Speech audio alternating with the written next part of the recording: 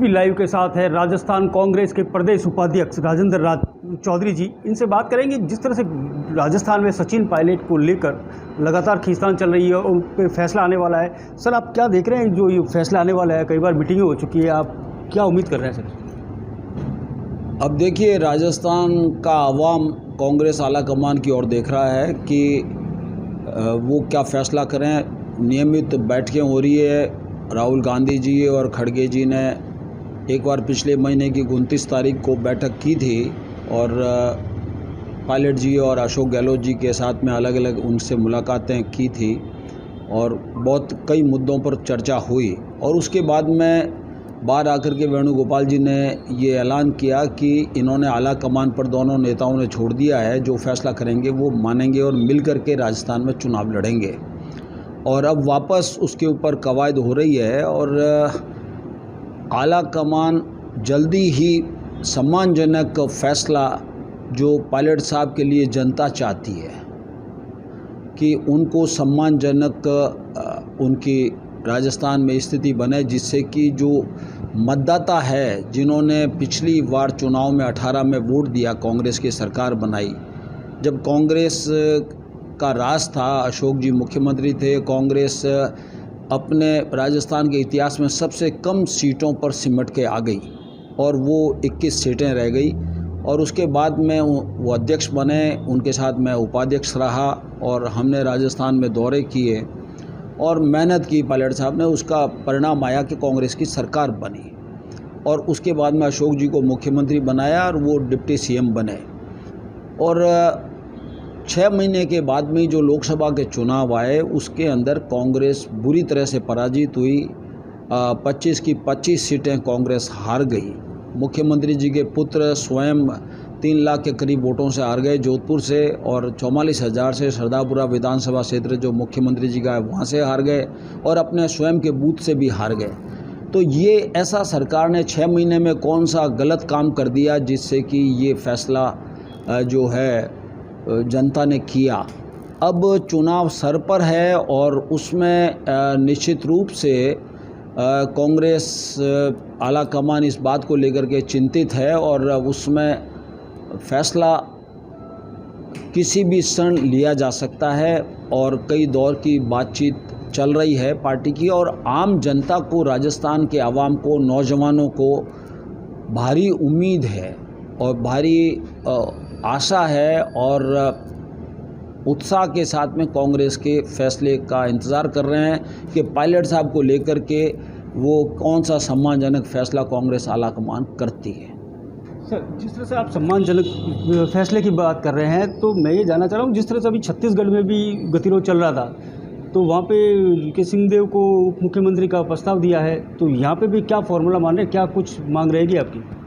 देखिए, मांग तो आम जन की है, जो 6 महीने बाद में ही फैसला जो है जनता ने पलट दिया, कांग्रेस के खिलाफ दे दिया। तो विचार तो उस समय ही होना चाहिए था, पर अब भी विचार हो रहा है तो इस बात को दिमाग में रखना चाहिए कि उस समय ऐसी क्या परिस्थितियां हुई कि हम 25 सीटें हार गए।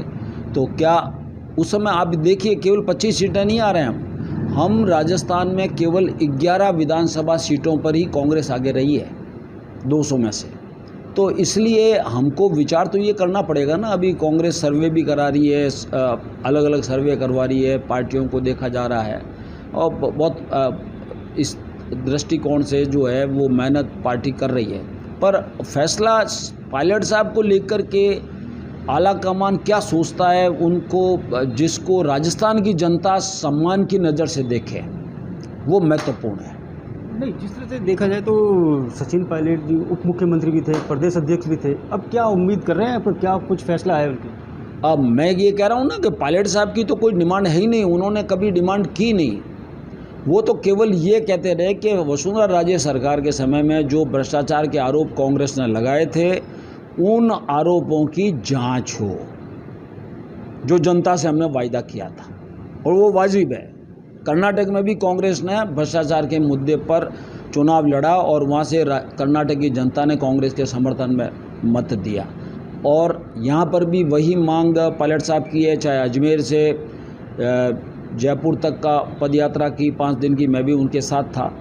और वहाँ पर उन्होंने लोक सेवा आयोग के बारे में भी अपना सुझाव दिया है। जो छात्र जिनकी पेपर लीक से उनका जो भविष्य अंधकारमय हो गया है और बहुत हतोत्साहित हो गए, उनको कंपनसेट कैसे किया जाए उसका भी उन्होंने सुझाव दिया है। तो उनके तो मुद्दे वो हैं, वो उन मुद्दों पे चाहते हैं कि जिससे कि कांग्रेस की प्रतिष्ठा स्थापित हो जनता के बीच में। जिस तरह से कांग्रेस की प्रतिष्ठा स्थापित हुआ, ये तो आपने कहा, अब चुनाव में कुछ ही समय बाकी है, इस दौरान जो फैसला कब तक आने की उम्मीद कर रहे हैं और आप लोगों में क्या उत्सुकता है इस फैसले को लेकर, मैं ये जानना चाहता हूँ। देखिए, उत्सुकता का सवाल जहाँ तक सवाल है तो वो तो हर कांग्रेसमैन में है और वो बीजेपी में भी है। बीजेपी भी ये देख रही है कांग्रेस में क्या होगा, पायलट साहब का क्या फैसला होगा।